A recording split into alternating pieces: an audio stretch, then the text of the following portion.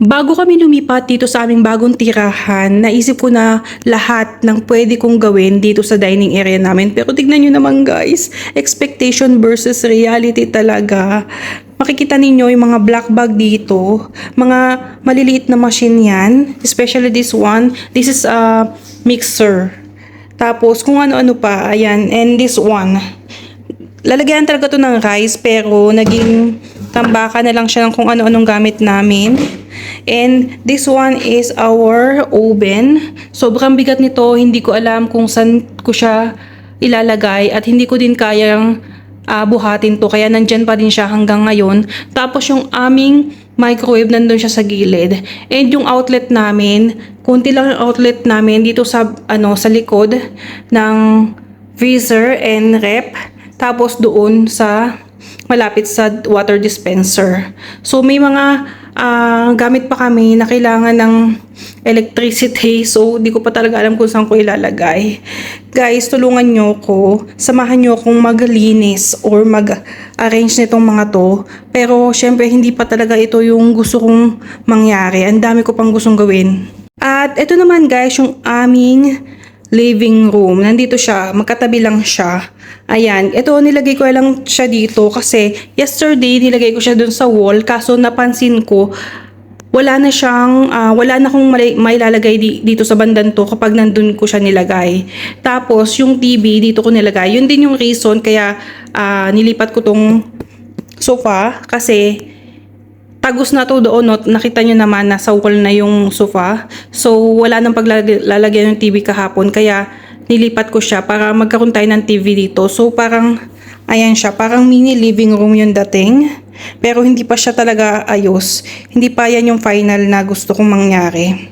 Akala ko talaga guys, naiwanan ko yung mga tripod ko. Itong tripod na to, akala ko naiwan ko. Ito, nadala ko talaga to kasi nalagay ko to sa isang plastic bag. At ito, buti na lang na bit-bit din nila. So, ito parang wala tong kwenta ngayon dito guys kasi papakita ko sa inyo. Yung aming wall, meron siyang mga sticker. Kung mapapansin ko, ayan siya, sticker talaga siya. Pasensya na kayo guys, wala akong ring light or lighting dito sa bahay ngayon. Kasi alam niyo naman kasi magulo pa talaga. Ayan, ito, wood to. Parang nilagay lang nila. Ayan, wood yan. Tapos yung buong bahay guys, sticker talaga siya. Ayan.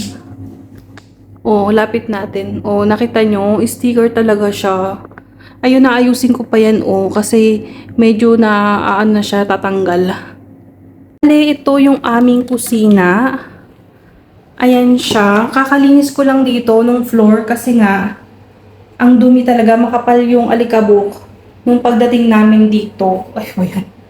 Ayan, tapos guys, balak kong lagyan to ng sticker para magmukha talaga siyang kitchen. Para mas maganda tingnan. And ditong mga cabinet, wala pa tong mga laman. Hindi ko pa yan bubuksan, hindi ko pa naasikaso yan. Ngayon, samahan niyo muna ako mag-arrange ng mga to kasi gulong-gulo na ako as in. Para, nakita niyo ba? Ilalagay ko tong isang ito. Hindi ko alam ang tawag dito. Natutulak to kasi may gulong to eh. Nagdadahan-dahan akong pumasok dyan sa loob kasi natutulog yung asawa ko kaya hindi ako pwedeng masyadong mag-ingay dahil madaling araw siya umuwi dahil sa work niya at that time is super aga pa, like siguro mga 8 o'clock ng umaga, so katutulog pa lang niya. Actually, ilang days na din na madami akong nagawa dito. Nakikita nyo naman yung mga ref, freezer, yung cabinet, etc. Ako nag-usog niya, nag-arrange ng mga yan. Pero as you can see, hindi pa talaga siya totally tapos. Ang dami pang talagang kailangan gawin. At mayroon pa akong mga gustong idagdag dyan sa mga yan. Kasi kung makikita nyo yung aming parang dining area, ang dami pang kulang. Yung mga kitchenwares nga namin, hindi ko pa talaga binubuksan lahat. Kaya kung makikita nyo, parang empty pa lang siya.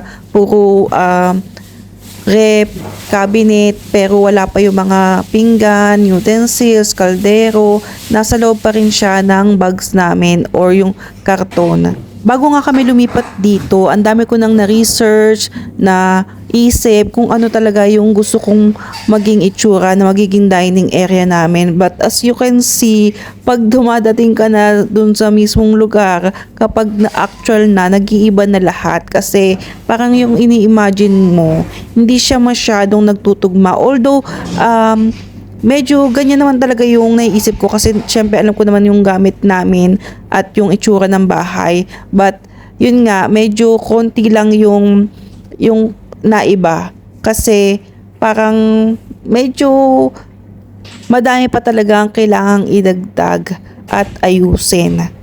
Katulad yung wall dun sa may bandang rep, gusto ko siyang lagyan ng hanging shelves dyan para dyan ko ilagay yung mga ibang spices or etc. Basta kung ano yung pwedeng ilagay kasi mukha siyang parang, di ba? Kung mapapansin nyo, parang ang dead niya tignan, ang boring niya tignan. So gusto natin lagyan siya ng mga decoration or anything para hindi naman super plain at hindi siya magmukhang boring. Or sa ngayon, ganyan muna siya. Kung ano lang meron muna kami ngayon, yan muna yung aayusin natin. I-arrange pa natin kasi ang hirap magdagdag ng kung ano-ano kung alam mo, ang dami mo pang kailangang liligpitin. At itong shelves na to guys, alam nyo, super convenient niyan kasi may gulong siya sa ilalim. Tapos pwede mo siyang ilagay kung saan-saan, saka super light lang niyan. Kaya alam mo, natutuwa ako sa pag-purchase ko niyan. Akala ko talaga hindi ko siya magagamit kasi before hindi talaga pang kusina yung iniisip kong gamitin ko diyan. Pero ayun nga, maganda talaga siya. Magagamit mo siya kung saan-saan. At dito naman sa kusina, madami pa din akong gustong idagdag dyan actually kasi kung makikita nyo super liit niya, kaya ang balak ko is lagyan siya ng mga hanging shelves or anything din kasi dahil nga maliit siya, so gagamitin naman natin yung mga wall para makalpaglagay pa din tayo ng mga gamit kahit maliit. Guys, nakaligo na ako dahil lalabas tayo at bibili ako ng pagkain. Nakalimutan ko kahapon, hindi pala kami nakabili ng garlic. So, kailangan natin bumili ng garlic. Tapos, hindi din ako nakapag-defrost. Kakainis. Kaya, anong oras na hindi pa ako nakakapagluto.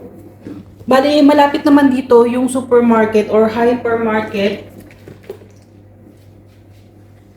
Mga 3 minutes walking lang, nandun na tayo. May makeup lang ako ng konti. Para hindi naman tayo halatang haggard. I'm gonna use this Essence Hydra Crease lip tint. Pero gagamitin ko din siya sa cheeks ko.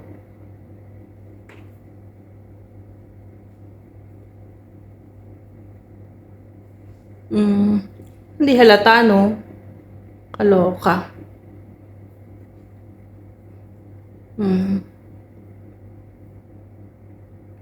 Buti hindi siya nagsiset.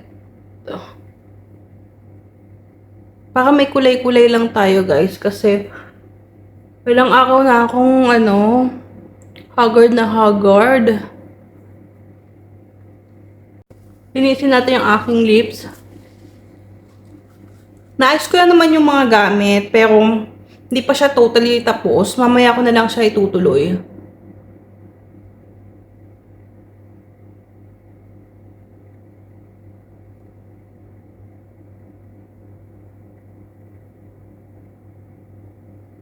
Ayan, ito lang ang ating look. Pupunta tayo sa hypermarket. Papakita ko sa inyo.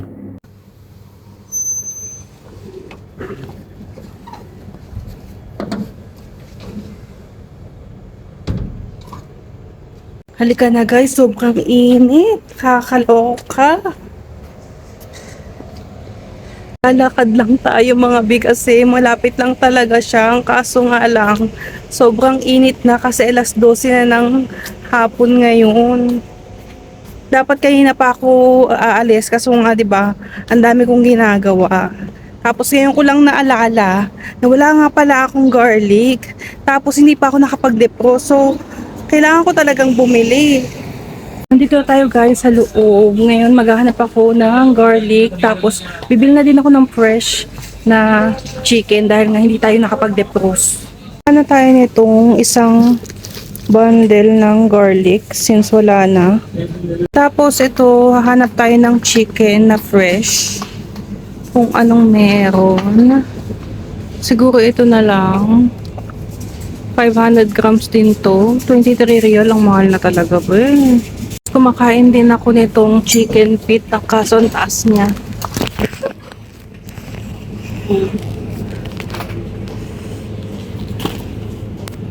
Kuha din ako nitong spa milk salt. Matagal ko itong ginagamit guys. Maganda to. Murang-mura pa. Tapos guys, yung nabili kong sa buhok kagabi, conditioner pala. Akala ko shampoo. So, kailangan natin ngayon humanap ng shampoo. Siguro ito na lang. Ano bang maganda? Anti-breakage. Let's try this one. Tama na to guys, nabili natin at ngayon ay uuwi na tayo. Lang matayos guys, cashier, tapos uwi na. Tayo mga B. Tapos na tayong mamili. Ay, sobrang init guys, as in. Maya-maya pa uuwi yung anak ko, pero yung asawa ko naman yung mag-mahal sa kanya, magsusundo. Grabe. Alam niyo, ang ganda din ng ng location na nakuha namin kasi ayun nga, sobrang lapit lang namin sa hypermarket dito. So hindi kami mahihirapan kapag may kailangan kami kasi sinabi ko naman sa ibang vlog ko na ayoko talagang tumira sa lugar na ganito kasi guys, labas na to ng Doha. So alam niyo na kapag nasa labas kayo ng Doha, medyo malayo sa mga commercial area, walang metro. Walang metro dito guys, pero hindi naman din siya ganun kalayo sa Doha. Kaya okay lang. Tapos bukod doon, ayun nga, may malapit na hypermarket sa amin. Sobrang laki ng hypermarket na yun guys, hindi ko lang pinakita kasi nahihiya ako mag-video kasi nga bago pa lang kami dito. Tapos bukod doon, sa likuran ng bahay namin, lakad lang ng konti doon. Tapos ang dami ng mga restaurants, KFC, kung ano-anong mga pagkain ang nandoon. So, maganda talaga yung lugar kung tutuusin. Hindi kami mahihirapan. Kasi in-expect ko na very isolated yung malilipatan namin kapag dito kami tumira. Ganun yung expectation ko kasi nadanasan ko nga before yung ganun. Kasi sobrang tagal na noon, mga way back 5 years to 6 years ago na yata yung time na yon. So na-develop na din yung mga lugar dito. Hindi naman to eksaktong tinirhan namin dati, mas malayo pa yun. Ito kasi bungad lang. Alcartiat lang kasi to, kaya medyo malapit lang din talaga sa Doha.